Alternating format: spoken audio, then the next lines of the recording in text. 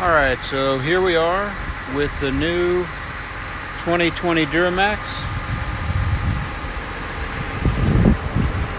And I don't know if you guys or anybody else out there with one of these things is having trouble, but man, we got a check engine light again.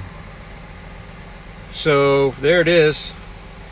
And you can see our miles, 613 miles on this thing. This is the second time we've had a check engine light. And OnStar can't seem to diagnose it. Chevy doesn't seem to be wanting to call me back about it. So the first time we had a P2B60. And so here's my OnStar printout stuff.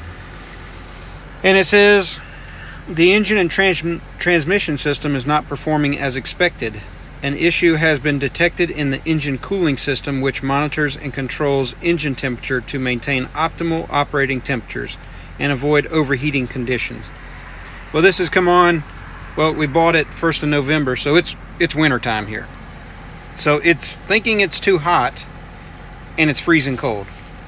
So today when this happened and I called in, it says failed to probe module. So OnStar can't seem to probe it.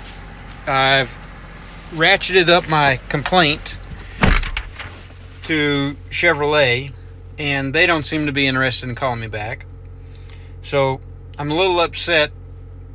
We were planning a tow with it this weekend, and here we are with a check engine light that says limited power. It says pull off the road, stop the vehicle, and turn off the engine as soon as possible on our brand new truck. Apparently this is a known problem because they say they don't have a fix for it now. So I can't believe that nobody else is talking about this, but I'm talking about it. So anyway, if you guys are considering one of these Duramaxes, you might wait till they get the bugs out of them, because apparently they haven't done that.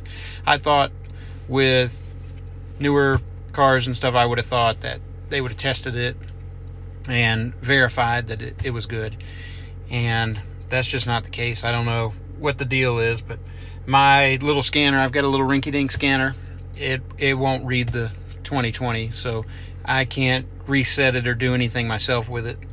I can't even read it. So anyhow, I don't know what this second check engine light is about, since OnStar can't diagnose it and Chevy won't call me back. And when I say that, I called them just before 7. It was like 6:55 this morning, and here it is 2:37 this afternoon, and nobody's called me back. I've called Chevrolet directly. I've called my local service department via OnStar, and none of them's returning my call. So either they're running from the problem because they don't have a fix for it, or their customer service is in the gutter. Either way, as a person that's just bought, a $50,000 truck and has 600 miles on it, neither one of those scenarios, whether they're running from it because they can't fix it or whatever, they got terrible customer service, neither one of those excite me a whole lot. So anyhow, I'll try to keep you informed about it. I love how quiet it is. I mean, I'm sitting in here right now. You can't even tell it's a diesel. But I'm very unhappy with this check engine light. And for those that don't know, the remote start doesn't work when the check engine light is on.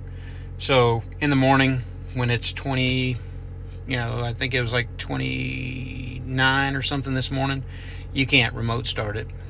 And the other thing I've noticed is when you do start this thing up, dude, the fans are just a whizzing. They're not doing it right now, but in the morning when it's cold, I mean, you're talking like in the teens, and the cooling fans are screaming. So something's not quite right.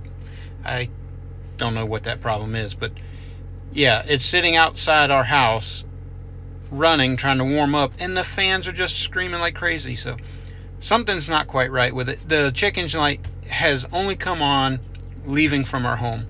So what I'm saying is, get off work in the afternoon, we've not had it, but both times it's come on, it's been very first thing in the morning, right when you're trying to start a cold truck. So anyhow, just figured I'd let everybody know what's going on. I'll keep you informed. Thanks.